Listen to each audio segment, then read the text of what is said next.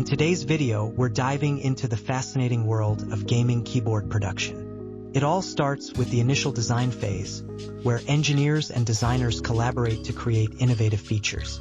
Next, material selection plays a crucial role. Different plastics, metals, and key switch types are evaluated. Once the materials are chosen, prototypes are created to test the ergonomics and functionality of the design.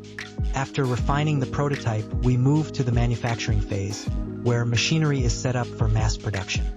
During this phase, all keyboard components are assembled, including the key switches, backlight systems, and housing. Once assembled, each keyboard undergoes rigorous testing to ensure quality and performance standards are met.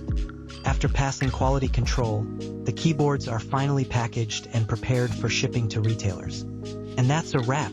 Now you know the complete journey of how gaming keyboards are made from start to finish. Thanks for watching. Don't forget to like and subscribe for more insights into the tech world.